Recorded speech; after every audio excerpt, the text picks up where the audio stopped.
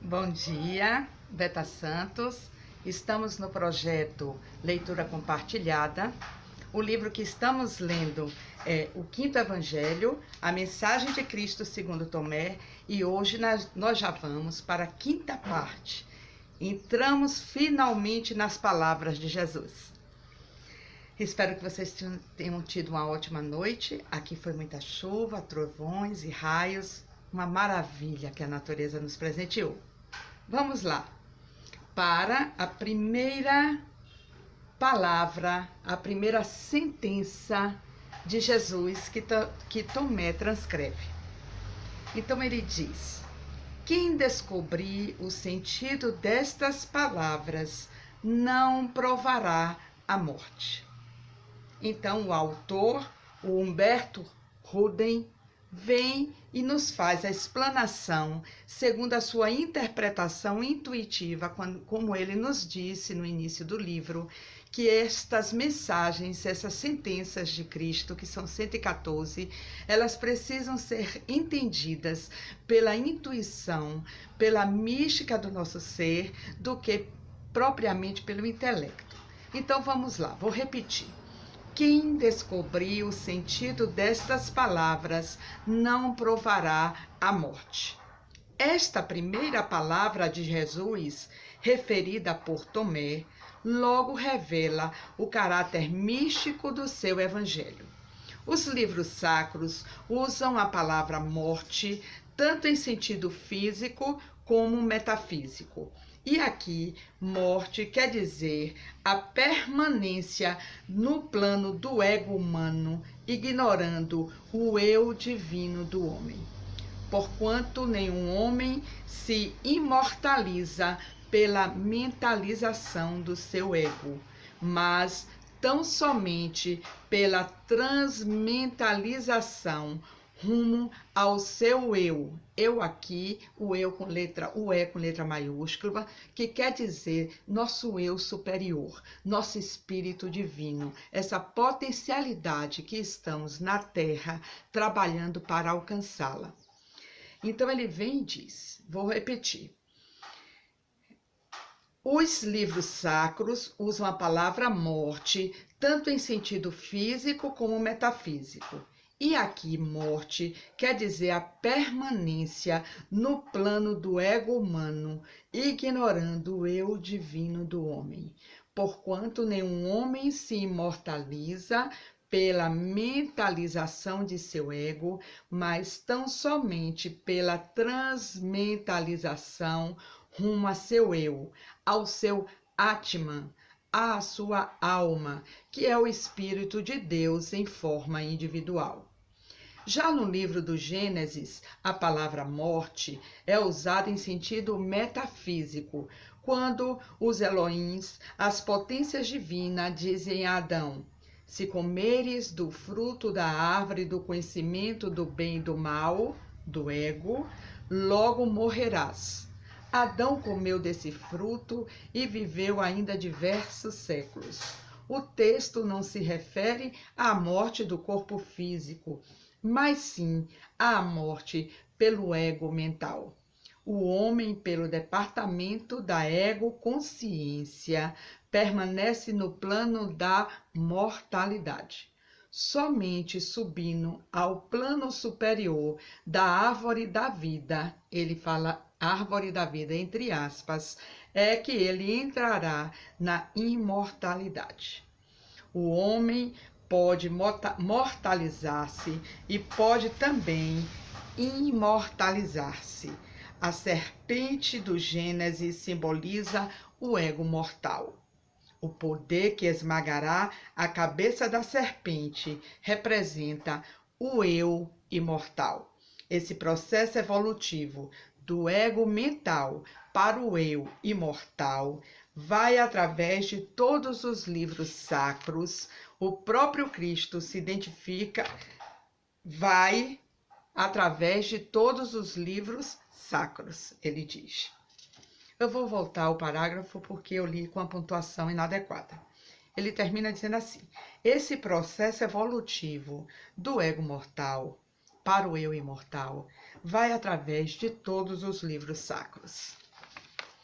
O próprio Cristo se identifica com o eu imortal, quando se compara à serpente erguida às alturas, que preserva da morte os que haviam sido mordidos pelas serpentes rastejantes do ego humano. Na filosofia oriental, aparece a palavra Kundalini, cujo radical Kundala significa serpente, símbolo da energia cósmica. A Kundalini, dormente no chakra inferior da coluna vertebral, representa o subconsciente do homem primitivo. Eu vou fazer um outro vídeo, não nesse, explicando um pouco sobre chakras, essas fontes de energia que existem em nosso corpo, e falando um pouco sobre a Kundalini. É muito extenso, não vai dar para explicar aqui, correto? Então vamos lá. A Kundalini, dormente no chakra inferior da coluna vertebral, representa o subconsciente do homem primitivo. Quando ela desperta e rasteja horizontalmente, entra o homem na zona do ego consciente. E quando Kundalini se verticaliza e atinge as alturas, então entra o homem no mundo do cosmo consciente, onde ele se imortaliza. O homem é potencialmente imortal ou imortalizável, mas não é atualmente imortal. Se assim fosse, não poderia sucumbir à morte metafísica. A imortalização ou imortalidade atual é a conquista suprema da consciência cosmocrística do homem. Nesse sentido, afirma o Evangelho: a tal ponto amou Deus o mundo que lhe enviou seu Filho unigênito, para que todos aqueles que com ele tenham fidelidade não pereçam, mas tenham a vida eterna. Também a história do filho pródigo usa a palavra morto em sentido metafísico. O pai daquele jovem diz que seu filho estava morto e reviveu. Isso quer dizer, diz ele, o pai daquele jovem diz que seu filho estava morto e reviveu, ou seja, estava no ego e passou para o eu, evoluiu, ascendeu, iluminou-se, entrou na consciência cósmica.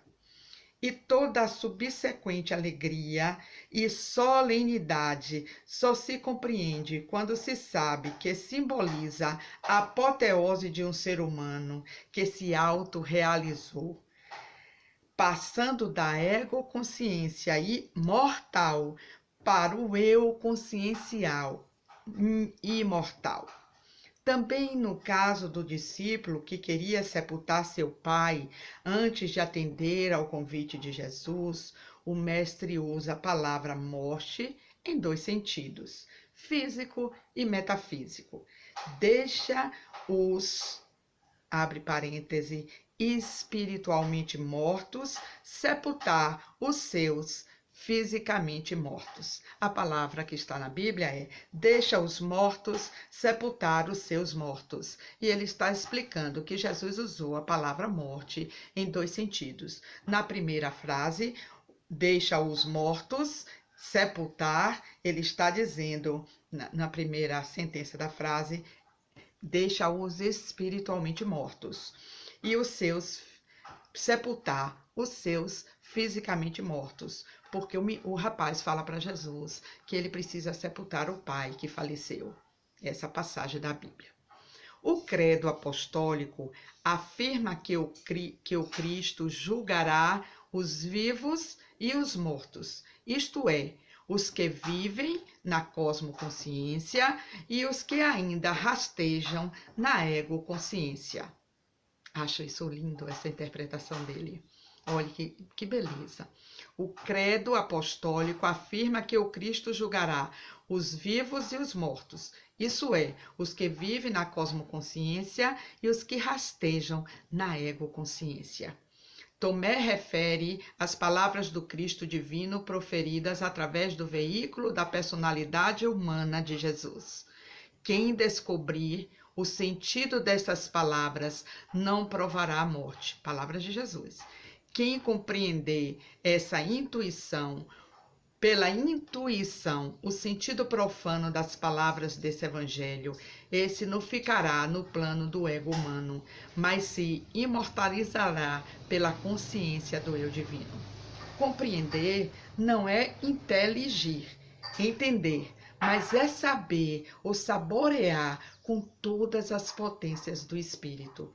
Essa sapiência ou saboreamento espiritual só acontece ao homem quando ele se abre rumo ao infinito em cosmomeditação, em Cristo conscientização. A verdadeira meditação é uma invasão cristocósmica na alma do homem. Enquanto o homem é ego-pensante, nada de grande lhe acontece. Mas quando ele se torna cosmo-pensante, cosmo-pensado, cosmo-agido, cosmo-vivido, então lhe acontece a invasão cósmica do Espírito de Deus, que resolve todos os problemas da vida terrestre e introduz o homem na vida verdadeira. Nesta primeira palavra do seu evangelho, Tomé já antecipa uma verdadeira síntese de todas as verdades seguintes. E, à luz dessa intuição mística, indigitou ele o caráter fundamental da sua mensagem. A tal ponto, Tomé descreu no princípio, que por fim ultrapassou todo o descrer e também todo o crer, e atingiu as culminâncias de um saber e saborear o crístico.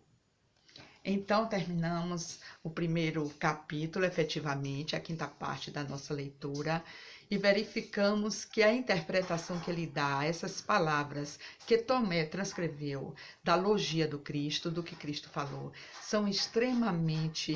nos levam extremamente a ficarmos cosmoconscientes, a vermos o efetivo dizer atrás das palavras horizontais, porque na realidade a nossa linguagem, as nossas letras, as nossas grafias não têm capacidade suficiente de fazer uma verdadeira explanação e descrição desse dizer tão intenso, tão magnífico, tão magnânimo de Jesus do Cristo.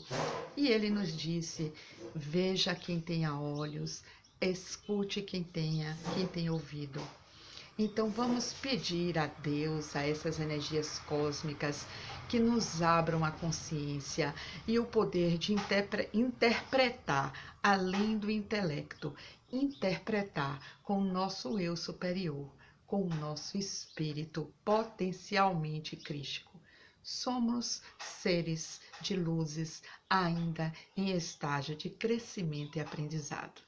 Um bom dia, que a semana seja toda luminosa e que aproveitemos as nossas experiências, sendo elas positivas ou vistas por nós como não positivas. Utilizemos todas elas de forma construtiva, que nos ajude a evoluir, vigilantes dos nossos sentimentos, dos nossos pensamentos e das nossas ações, para que não caiamos nas armadilhas do ego. Um bom dia cheio de luz e paz.